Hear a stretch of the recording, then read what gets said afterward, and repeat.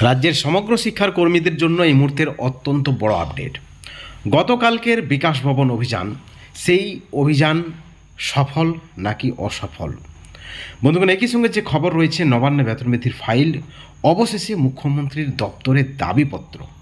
পার্শ্ব শিক্ষক, এসএসকেএমএসকে শিক্ষাবন্ধু, স্পেশাল এডুকেটেডদের জন্য বড় আপডেট, ব্রেকিং নিউজ। একটাই দাবি, সমগ্র শিক্ষা অভিযানের কর্মীদের জন্য বেতন বৃদ্ধি করতে হবে। এবং তাতে দেখা গেল হাজার হাজার পার্শ্ব শিক্ষক, এসএসকেএমএসকে শিক্ষাবন্ধু, স্পেশাল এডুকেটররা রাস্তায় নেমেছেন। কিন্তু প্রশ্ন হচ্ছে যে যারা দীর্ঘ 20 বছর ধরে কাজ করেছে, যারা জাতির মেরুদণ্ড বলা যায়, তাদের মেরুদণ্ড তিলে তিলে সরকার ভেঙে দিচ্ছে। দীর্ঘ 20 বছর, 22 বছর চাকরি করার পরও তাদের বেতন প্রাইমারিতে 10,000, আপার প্রাইমারিতে 13,000। এবং তার প্রতিবাদে অত্যন্ত তীব্র দাবানলে দেখা গেছে হাজার হাজার পার্শ্ব শিক্ষক, শিক্ষিকা, এসএসকেএমএসকে শিক্ষাবন্ধুরা কিন্তু রাস্তায় হেঁটেছেন। যারা মেরুদণ্ড সোজা করে হাঁটতে জানেন, অর্থাৎ যাদের মেরুদণ্ড সোজা ছিল তারাই কিন্তু রাস্তায় হেঁটেছেন। কিন্তু সংখ্যাটা কত, এই নিয়েও কিন্তু প্রশ্ন। বন্ধুগণ, তার আগে আপনাদেরকে আরও একটি আপডেট দিয়ে রাখি। আমরা সরকারপন্থী পার্শ্ব শিক্ষক সংগঠনের সভাপতি রমিউল ইসলাম বিকাশ ভবন অভিযানের ঠিক আগের দিন একটি পোস্ট করেছেন, এবং সেই পোস্টে তার যে প্রশ্ন, একেবারে হতবাক করা প্রশ্ন, নাকি সোশ্যাল মিডিয়াতে পার্শ্ব শিক্ষক শিক্ষিকারা যে দাবি করছেন যে দিল্লিতে, উত্তরপ্রদেশে, পাঞ্জাবে, হরিয়ানায়, কোথায় কোন রাজ্যে কত টাকা স্যালারি রয়েছে পার্শ্ব শিক্ষকদের, সেখানে নাকি বাড়িয়ে বাড়িয়ে বলা হয়েছে। দিল্লিতে 42,000 নয়, 30,000-এর কাছাকাছি, অর্থাৎ কিছুটা বাড়িয়ে নাকি পোস্ট করা হচ্ছে। কিন্তু বিন্দুমাত্র লজ্জা থাকলে তিনি একটা বিষয় ভেবে দেখতেন যে পশ্চিম বাংলায় সব থেকে কম। দিল্লিতে যদি 30,000 টাকাই হয়, তাহলে পশ্চিম বাংলায় 10,000 টাকা কেন?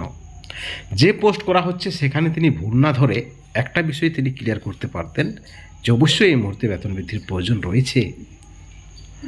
যারা জাতির মেরুদণ্ড, তারাকে এইভাবে তিলে তিলে মরার চেয়ে, অর্থাৎ তারা এইভাবে যে তিলে তিলে মরছে, তার প্রতিবাদ করা উচিত চোখে চোখ রেখে সরকারের কাছে। কিন্তু সরকারপন্থী সংগঠনের নেতৃত্বের সব থেকে যেটা বড় গুরুত্বপূর্ণ বিষয়, তা হলো পদ। একই সঙ্গে আপনারা যদি দেখেন, গতকালকের যে বিকাশ ভবন অভিযান, সেখানে 44,000 পার্শ্ব শিক্ষক যেখানে রাজ্যে, সেখানে মাত্র 2-3 হাজার পার্শ্ব শিক্ষক কিন্তু উপস্থিত ছিলেন। প্রচুর পরিমাণে রোদকে উপেক্ষা করে তারা গিয়েছিলেন তাদের জীবন জীবিকার তাগিদে, তাদের দাবিটা জানাতে তারা বিকাশ ভবনে গিয়েছিলেন। একই সঙ্গে আরও একটি বিষয় চোখে পড়ার মতো, আপনারা যদি দেখেন আজকের বিভিন্ন পত্রিকাতে গতকালকের বিকাশ ভবন অভিযানের খবর হয়েছে, নিউজ হয়েছে। সেখানে নেতৃত্ব হিসাবে দুটি নাম উঠে এসেছে, মধুমিতা ব্যানার্জি এবং মনোরঞ্জন মণ্ডল। যদিও আমরা জানি যে আমরা বঞ্চিত ফোরামের পক্ষ থেকে এই কর্মসূচি, কিন্তু বাকি নেতৃত্বদের তেমন একটা গুরুত্ব দেয়নি নিউজ পত্রিকা, সেটাও কিন্তু ভাবার। বন্ধুগণ, অনেকে বলবেন যে আপনি এই কথাগুলি কেন বলছেন বিতর্কের সৃষ্টির জন্য। বিতর্ক নয়, বাস্তব সত্যটা আপনাদের জানা উচিত। আমরা একদিকে যেমন সরকারপন্থী সংগঠনের নেতৃত্বদের সমালোচনা করি, তাদের যে নীতি, সেই নীতির সমালোচনা করি, কারণ তারা যেভাবে পার্শ্ব শিক্ষকদের 20 বছর চাকরি জীবন, কর্মজীবন, তারপরেও তারা যখন সরকারের পক্ষে তাদের মতামত রাখে, সেটা কিন্তু অবশ্যই কোনো পার্শ্ব শিক্ষক ভালো চোখে নেন না। এবং একই সঙ্গে যদি আমরা বঞ্চিত ফোরামের একাধিক সংগঠন, একাধিক নেতৃত্ব, সেখানে যদি বিশেষ কোনো সংগঠনের নেতৃত্ব প্রাধান্য পায়, আমরা সেটাও চাই না, যাতে করে কর্মসূচিগুলি ভবিষ্যতে আরও ভালোভাবে সফল হয়। এবং গতকালকের কর্মসূচির যে উপস্থিতি, সেটা কিন্তু অনেক কিছু প্রমাণ করে বা অনেক কিছু কথা বলে। বন্ধুগণ, কালকের বিকাশ ভবন অভিযান অত্যন্ত গুরুত্বপূর্ণ পার্শ্ব শিক্ষকদের দাবি আদায়ের জন্য, সমগ্র শিক্ষা অভিযানের কর্মীদের দাবি আদায়ের জন্য। এবং আমাদের কাছে সূত্র মারফত যে খবর রয়েছে, বিকাশ ভবনে বিকাশ ভবন যে অভিযান, সেই অভিযানের খবর মুখ্যমন্ত্রীর কাছে গেছে, মুখ্যমন্ত্রীর কাছে ছিল, এবং পার্শ্ব শিক্ষকদের দাবি দেওয়ার বিষয়ে, বেতন বৃদ্ধির বিষয়ে কিন্তু একটা ভাবনা চিন্তা চলছে রাজ্য সরকারের।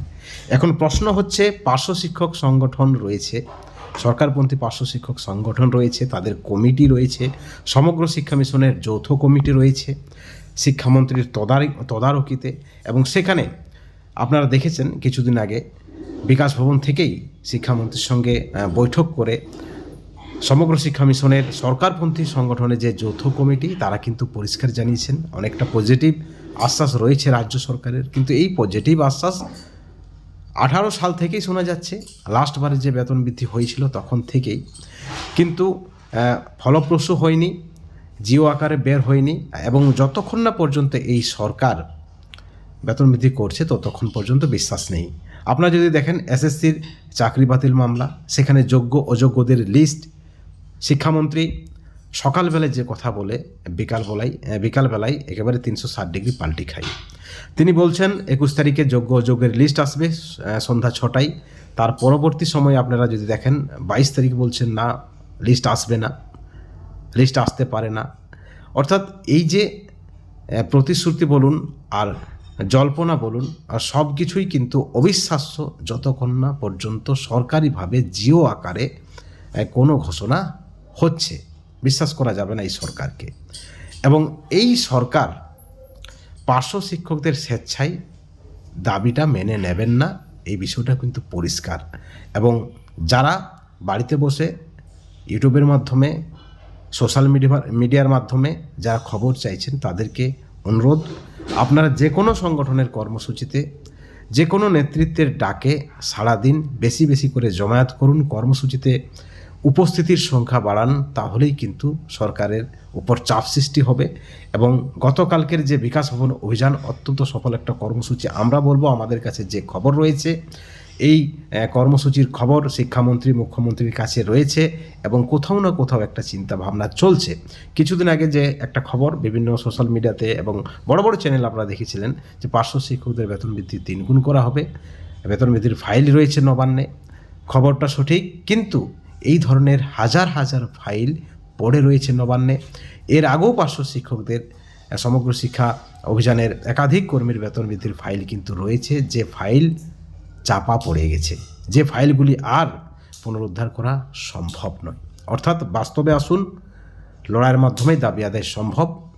বন্ধুগণ, এই ভিডিওর পরিপ্রেক্ষিতে আপনাদের মতামত আপনারা অবশ্যই চ্যানেলের কমেন্ট সেকশনে কমেন্ট করে জানাবেন। সকলে ভালো থাকবেন, সুস্থ থাকবেন। Thank you so much.